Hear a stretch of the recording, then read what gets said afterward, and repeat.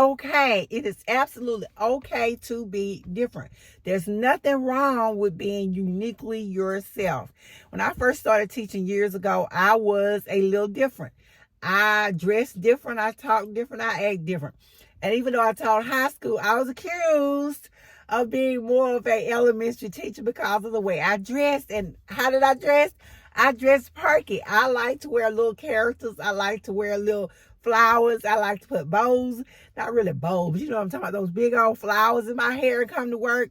I like to dress up for the holidays. I like doing those things. And I was a high school teacher, and they were like, really, we don't dress like that, or we don't come here that perky. And for a while, I almost gave into it. I was so tempted. I got so close to stop being me. And then I realized I was unhappy trying to wear those stuffy clothes. I was unhappy trying to not smile every day. I was unhappy trying to fit in with my fellow teachers. And so finally, I came to myself and I gave up. And I was much, much happier.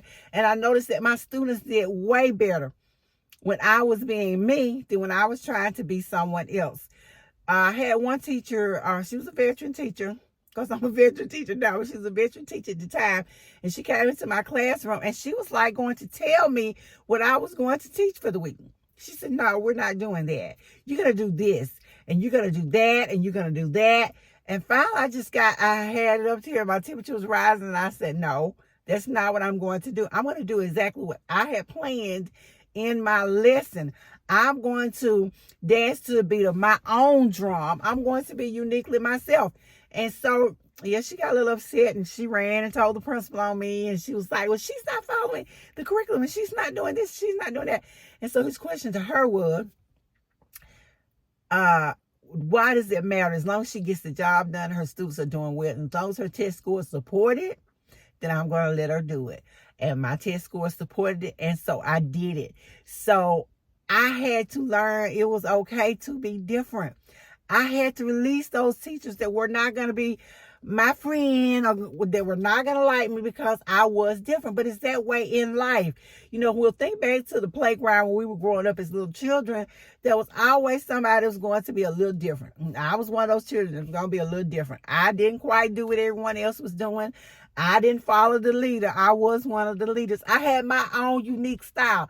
And there is nothing wrong with being different and being unique. That's where creativity comes from. If you work in a school district where you can't be yourself, because I worked in those districts where they have a set script that you have to follow every day and that you have to read off of, and you do these things. And if you're okay with that and you can do it, then do it. But if you need to be different, know that it is okay for you to be different. So what if everybody else is reading this particular book and you want to read something a little different? It's okay. Try it anyway. And if it doesn't work, at least you tried. But don't stifle yourself because of what your other teachers are doing. Maybe their students are doing something different than your students. You don't have to all be alike. That's why we have differentiated instruction in class, because not everyone learns the same. You have your kinesthetic learners, you have your visual learners, you have your auditory learners. You have different learners, and so we have different people. We weren't all made the same. And I want you to know today, dear teacher, it's okay to be uniquely yourself. No matter what anyone else tells you, it's okay to be different. And I thank you guys.